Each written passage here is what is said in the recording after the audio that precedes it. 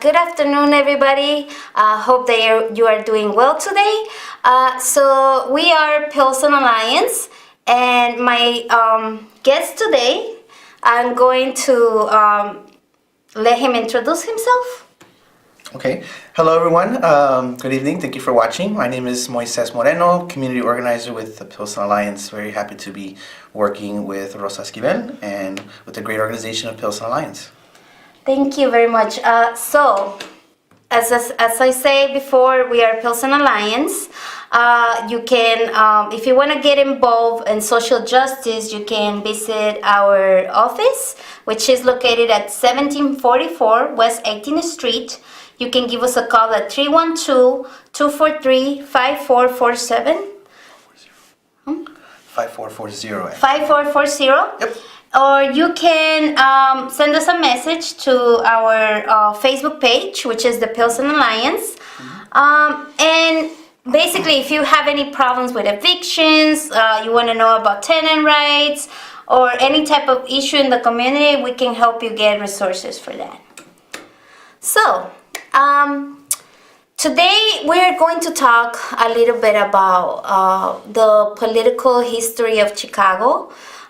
Since Pilsen Alliance is an organization that we are invested in social justice and doing systemic changes in the basically all across Chicago, and especially in the 25th Ward. We are located in the neighborhood of Pilsen, which is going through like several changes in the past few months, right? So I just want to share with you some of the root of the problems, right? And this is from the article that is called "The Next Wave of Chicago," and it is from 2017. So some of the root of the problems of the city of Chicago go back decades. The problem began with the second Great Migration in the 50s. During the period, African Americans moved from places in the South where they were discriminated against. They moved to industrial cities in the Northwest and Midwest in search for jobs, better treatment, and better quality of living. Many of these families settled in Chicago. As these people of color move in, white families move out, moving to the surrounding suburbs. With these families move many businesses, which created a lack of jobs and fast food deserts that are still a problem in Chicago today.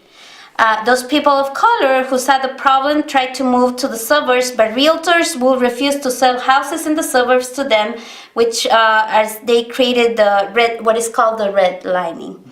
Right, so this is what created some of the problems in Chicago, which was what is called segregation, and basically taking out the resources from people of color, creating inequality. Together with all those problems, now we have a Chicago that is very embedded in corruption. And basically this happened with the governance of a lot of city officials, for example, the dailies, what is called the machine, right? Which basically, they created this culture in the city of Chicago, which created, in which we have several things that happen in those times. For example, the pay-to-play politics, right? This is a phrase that is used for a variety of situations in which money is exchanged for services or the privilege to engage in certain activities. And this is I got this definitions from Wikipedia. But however, it's something that is very true to Chicago, right? For example, can you give me a few examples of the pay-to-play politics? I mean, Chicago is full of examples of pay-to-play. I think it's part of the culture of Chicago, the political culture. I think the most recent example that we can think about here in not just Chicago, but in the 25th Ward was the recent scandal with Alderman Danny Solis, seeking sexual favors in return for, deals with developers, right? We're still waiting to see what that looks like, but it's a typical example of paying to play, right? These developers, these power players, they pay politicians with the expectation of getting something in return, and in most cases, it's to our disadvantage as citizens of the city. So I could cite that one example with Alderman Solis, exchanging sexual favors. That's what we heard, Yeah. right? So it's disgraceful. Yeah, so he's actually being investigated by the FBI right now, and which is also really, really sad and concerning, because it has affected a lot of people in the community of the 25th Ward. It has created a lot of issues with displacement, a lot of issues with people like basically being evicted. What else can you? The population of the schools. I mean, we're seeing small businesses also, mom and pop businesses closing down. Again, there's this pay to play culture where the highest bidder ends up getting the contract or the zoning change. And again, our organization has seen that firsthand, and we're trying our best to combat corruption where it exists and hold elected officials and community leaders accountable to that, so we can change that culture. Yeah, so I think campaign contributions are a real problem, where money is a factor that is actually helping to get the richer and the poorer in a way. Also, there's another thing that happens in politics, which is really common, right? And as an example, we can use the fact that the brother of Danny Solis actually got contracts through Solis, basically, by nepotism, right? Basically favors to different family members, or to basically.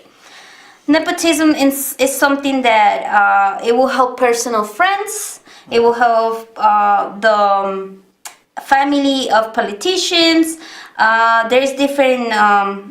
One of the most extremes, for example, and this is also from Wikipedia, is in the basically when the most extreme example of when the entire estate is inherited, as in North Korea or Syria, right? That's one of the biggest nepotisms. A lesser form might be in the southern United States with good old boys, where women and minorities are excluded. A milder form of cronyism is an old boy network, in which appointees to official positions are selected only from a close and exclusive social network, such as the alumni of particular universities, instead of appointing the most competent candidates.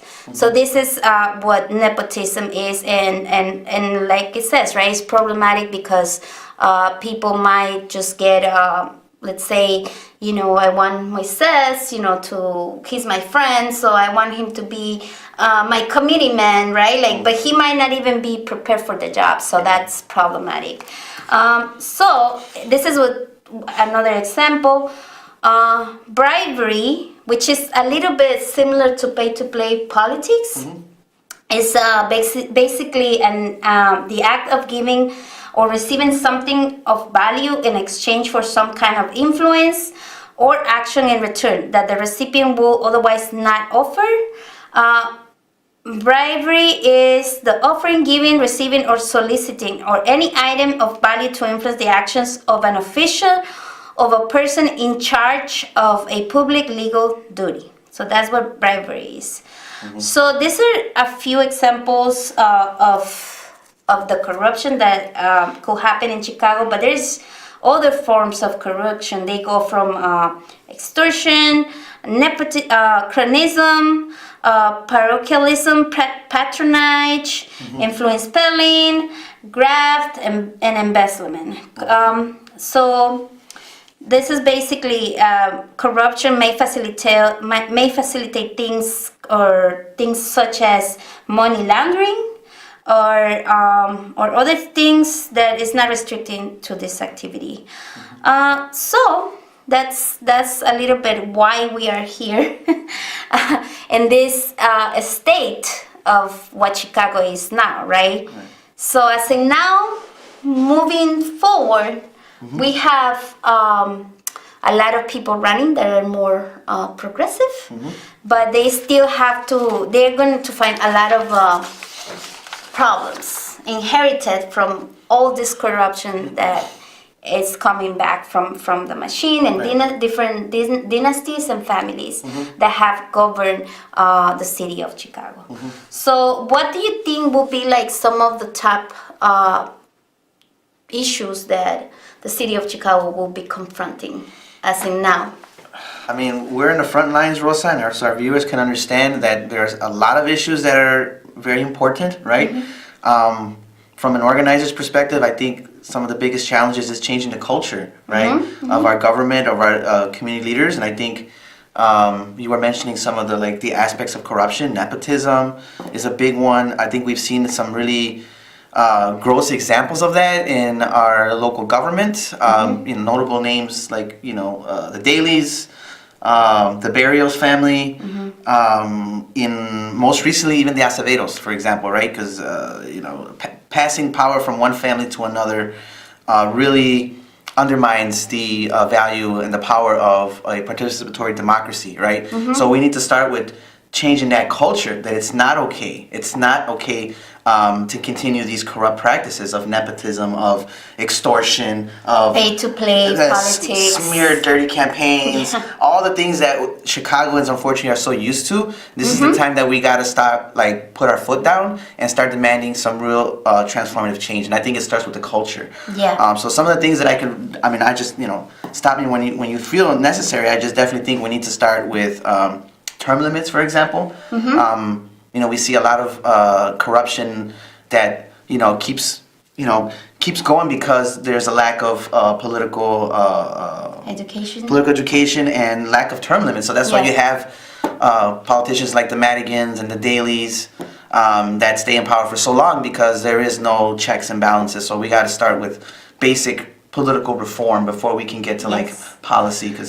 So I just want to talk a little bit of these things that are going to be important in the city of Chicago going forward. And one of the people that has inherited all those, so let's call it some of the solutions that he's going to have to find. So it's 8 things that are some type of priority in the city of Chicago, and this will be closing the gap from K to 12 funding. There is a gap between the funding of the education, right? So as in right now, this includes raising enough money to close 6.8 billion gap between what Illinois spends on K to 12 education and what it should be spending, while contending with a general backlog of bills that has topped 7 billion. Wow. And this is from an article called the chalkbeat.org from 2018. He's gonna have to deal with fixing the eroding child care assistance program, which, as in right now, a lot of low-income people are losing what is providers and childcare, and also tackling racial gaps in education, which means that Black and Latino children are, as well as English language learners, continue to fall behind their white peers in critical metrics such as graduation rate and performance on the college and entrance exam SATs, and also compared to across the state. For example, nearly half of white students met or exceeded state standards on the English language portion of SAT, while only 13.8% of Black students and 22% of Hispanic students did. He needs to work on building a better relationship between the state and the Chicago schools, figuring out next steps for the school choice, building out a more robust special education monitor office, addressing a dire teacher shortage, and confronting poverty overall. Okay,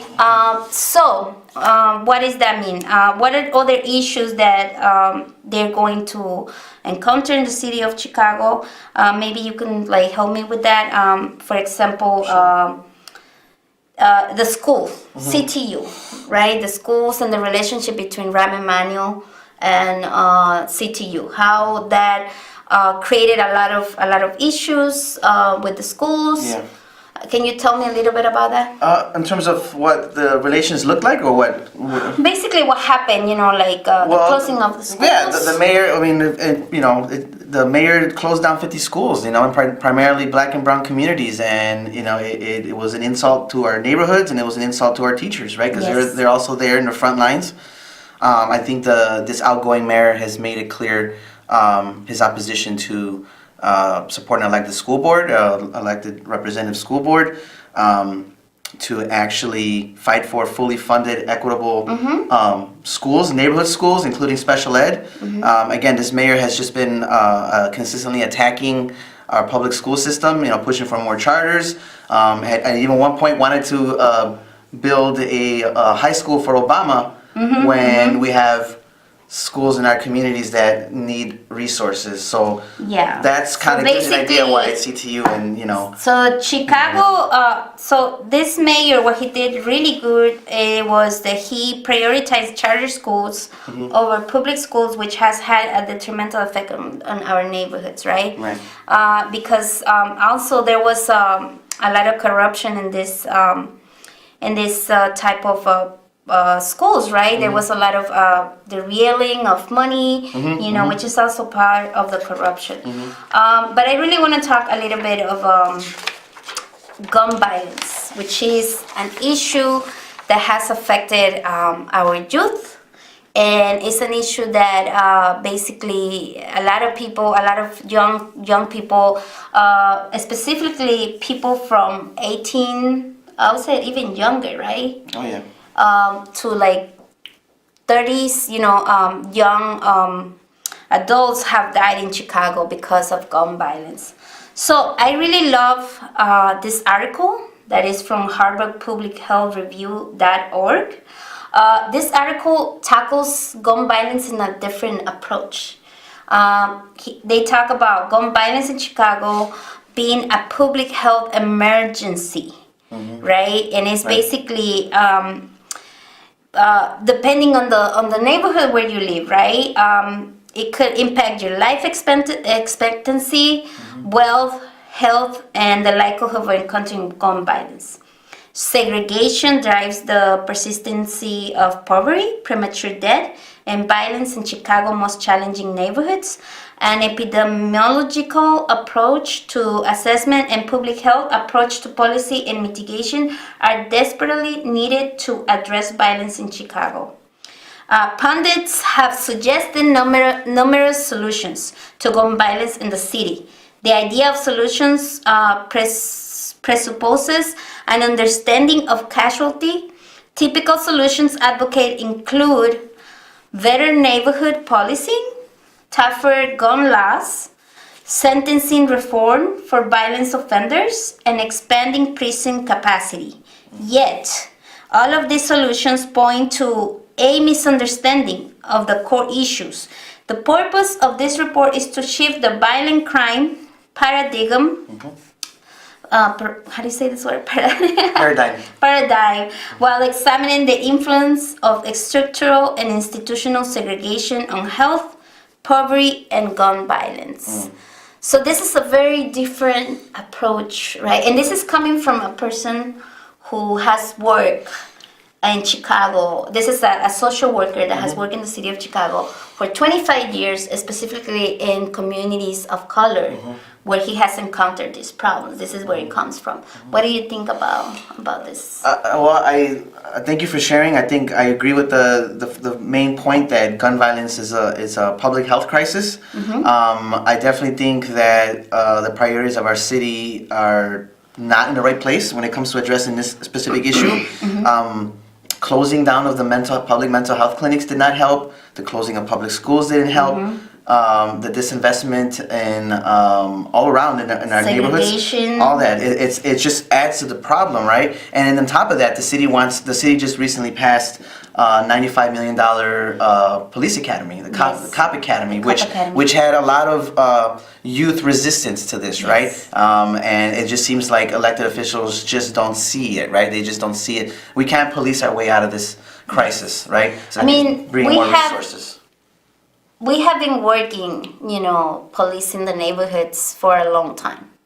And the only thing that has created is a lack of police accountability, and has created this distrust between youth and the police, right?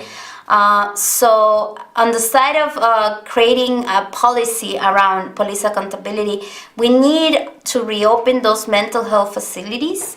We need to create opportunities for the youth, such as jobs, more social workers in their schools, more rehabilitation services, restorative justice. What else can you think of? There's a lot. Not policing. That's what I'm saying. Investing in people, basically. Yeah. Not in I mean, we have already seen it that policing our communities is not the way to do it, and it has created a lot of problems, right? What else? So I think public officials need to recognize gun violence as something that is related to a health problem, right? Like, for example, let's say alcohol abuse, right? It's recognized as something that is health, a health issue, and it's something that it's just an example, right? Then recognize opiate use as public health concern rather than a law enforcement issue. Similarly to gun violence, it is a public health problem. Gun violence is also an economic problem. In Chicago, the neighborhood you live in determines your health, your wealth, your life expectancy, and the likelihood that gun violence will directly affect you. Further, segregation is the core prevailing influence that perpetuates conditions that sustain and ensure ongoing violence in some of Chicago neighborhoods. So, also another problem that one of the issues that we are confronting is housing. Right? And in housing is basically a shortage of house or affordable housing because of the pay politics of developers and public officials. So this needs to stop, and we need to work harder and keep ourselves informed as to which people are going to do the changes in the city of Chicago. So thank you so much, Moy. Anytime. I don't know, a last thought that you wanna? No, I mean, I think our work is going to continue. We welcome different perspectives, other community members, other groups that want to join us in this fight. The Pilsen Alliance, like Rosa had mentioned. Visit our Facebook page, our website, and Our office. Right, our office space. It's open to the community, and anyone that wants to come in can come in, learn more about the Pilsen Alliance. So thank you so much for being with us today, and have a wonderful evening. Thank you, Moises. Thank you, Rosa.